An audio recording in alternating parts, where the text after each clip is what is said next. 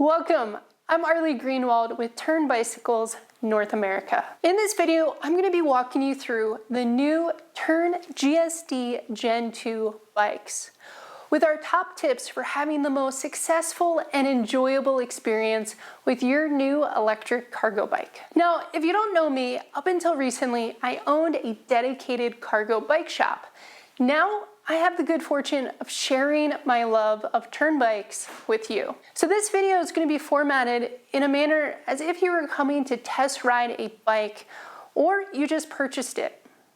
Our first tip is really for any type of biking, and that's bike fit. The first step of setting up the bike to ensure comfortable bike fit is your seat height. For the first few rides on a heavy cargo bike, I suggest having the seat slightly lower than normal, so you can confidently touch the ground from the saddle and you don't have to lean the bike over when you're at a stop. As you get comfortable with the weight and the balance of a cargo bike, you should slowly raise up your seat height so you have a very slight bend in your knee when you're fully extended with your leg.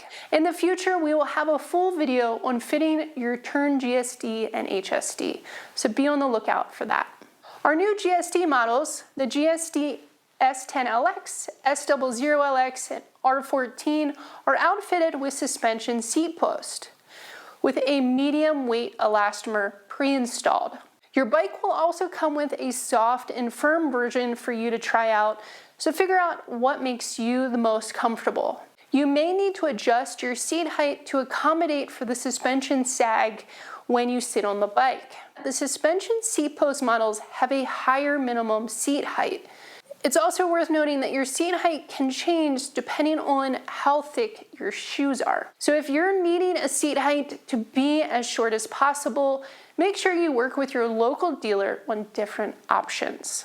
Now that you have your seat height dialed in, you can start adjusting your front handlebars. The Andro stem allows you to quickly adjust your handlebars on the fly.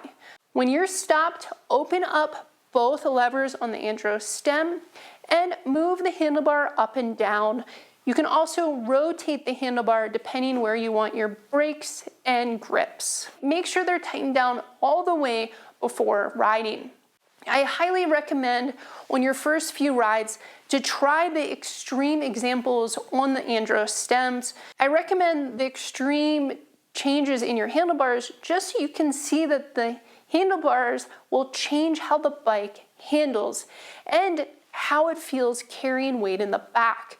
So take this with stride on your first few rides and be willing to go slowly and try things to get your bike dialing in perfectly for you. Let's cover our Lockstand. The latest Gen 2 GSD has a new kickstand with a built-in lock that is disengaged with the push of a lever on the left side of your handlebar. Test this out a few times without cargo or passengers while standing next to the bike. You want to get used to what that push feels like and how to rock it back in to be fully engaged. As with all kickstands, periodically check the bolt and cleanliness of your Lockstand. And specifically on this one, you need to be checking the cable adjustment to ensure the lever is working properly and returning properly. Personally, I've been checking mine every 100 miles or so, along with my tire and brake pad wear. Basic Purion functions. This is something you probably want to come back and reference, and just know there's going to be timestamps in the description below so you can quickly reference this. The Purion is found on both our S10 and S00 models. The R14 is going to be coming with a Bosch Intuvia, and we will be posting a detailed video on the R14 soon. Let's get into the basic steps to get started with any Bosch bike equipped with a Purion. The first thing I like to show people is how to turn the bike on. You're going to turn on the bike with the power button found at the top of the controller. If it doesn't turn on, ensure your battery is charged and completely locked in to the harness. Once your bike is on, think of it as your car is on but not in drive. You need to press the plus button to move into an assist mode. The first being eco, then tour, sport, and turbo. These modes will give you more assistance, but they'll also be giving you less battery range. So just make sure you're thinking about that. It's also worth noting that you can ride the GSD or any electric bike without any assistance if you really want to get a workout in. All the Tern GSDs come with walk assist enabled. This is a very slow assist to help you get your bike up the driveway or ramp when you are already off your bike, so you don't need to be pedaling. To use the walk assist, your bike needs to be powered on and in one of the assist modes. This does not work if your bike is not in an assist mode and it says off. First, we're going to tap the button at the bottom side of your controller. The words walk plus should show on your controller screen. While that is on your screen, you'll need to quickly hold the plus button down to make the bike start walking. The plus button is kind of like a throttle. When you let go of the plus, it will stop assisting. If you want to continue with assistance, you have to quickly press it again while walk plus is still on the screen. A couple of notes here. 1, be ready for the bike to start moving immediately when you press that plus button. 2, if it is going too quickly or you don't need help, release the plus button and use your brakes like normal. I highly suggest practicing this without any cargo and in a nice open space. Using the GSD lights.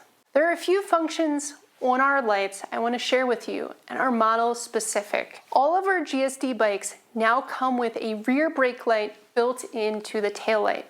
The rear brake light will illuminate anytime you pull either brake lever, even if you don't have your lights on.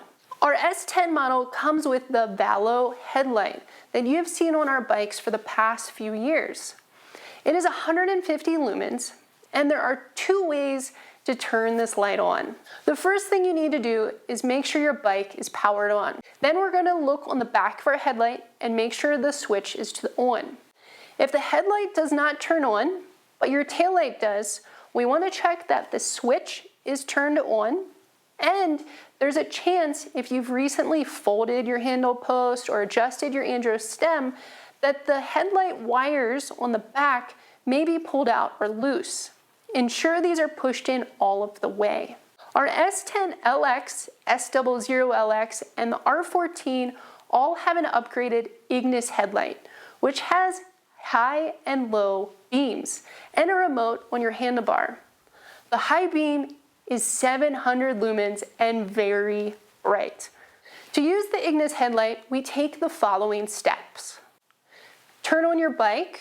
If the lights aren't on, press the power button on your handlebar remote. The opposite side of your remote is going to be your controller for your high beams. Let's talk about your ABIS frame lock.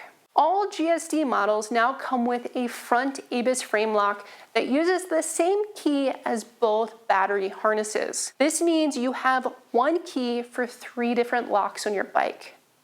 The frame lock is fashioned on the back of your suspension fork and integrated with the fender to make a really clean design. There are a few things to know about the frame lock. First, to lock, you're going to turn the key clockwise, and on the other side, you're going to push down with your thumb. If the lever doesn't move, there's probably a spoke in the way. So just move your front wheel slightly. Hold down the thumb lever and pull out your key. We do it this way because the lock is spring-loaded, and if you accidentally turn your key when you're pulling it out, it may spring back open. The next thing you should know about your lock is that it retains your key when unlocked. To be unlocked, the key will stay in the lock. This is very important to understand and very handy, as you will always have your lock key with you. This does also mean if your key is in your hand or your pocket, then your bike is locked. Be careful not to ride away with that wheel locked. The third thing to know is that your key has a very unique number etched into it. Make sure to write this down and email it to yourself. If you ever need new keys, this is the number you'll need. And fourth and final, Always, always, always take this key with you when you're locking up. When the bike is in my garage, I lock my front wheel and take the key in the house. It is not only a security measure to keep your bike from rolling away, but it's also the key to your $800+ batteries, and we don't want to just leave it hanging on the bike. Speaking of security, we want to ensure you are taking all the steps to secure your new bike and steps to locate it if it unfortunately is stolen. Here are a few of our top tips for security. 1. Before you leave the bike shop, make sure your dealer has added your phone number onto the Bosch motor software. This is only accessible by a Bosch certified technician, and super important, if your bike is ever to be stolen, this is something only a shop can access. 2. Once you get your bike home, register with Bike Index and any local police that you can. Email yourself a copy of your receipt with your serial number, service tag number from your Tern Care bike tag, and your key codes in that email. Put your extra keys safe somewhere. I personally have them labeled and stored with the owner's manual in our filing cabinet. 3. Contact your home or rental insurance to see how you can add your new bike to your plan. 4. This sometimes is overlooked. Invest in good locks. Lock it even when it is tucked away in your home or garage. Our last note about security, we will have updated pinhead C-clamps coming out soon. The original GSD C-clamps do not work on this bike. We'll also have a full video on tips of how to properly lock up your cargo electric bike. If you have any questions or notes about locking and security, please let us know below. Feeding and caring for your new GSD. Your bike is a great investment, so take care of it. Keeping your tires inflated around 45 psi will go a long way, and checking them every couple of weeks for proper pressure, and to ensure there are no cuts or glass in the tire. Before you leave with your new bike from the bike shop, ask your shop to teach you about how to use your new Bosch charger, how it works with the batteries on and off of your bike.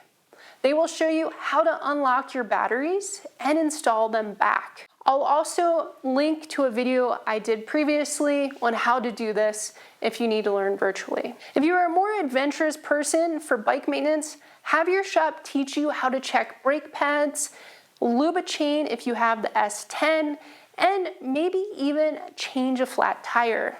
It is always best to learn at a shop or maybe in your own garage. And finally, about your e-bike batteries, I'll link below to the Bosch e-bike battery guide for good health and hygiene for your Bosch batteries.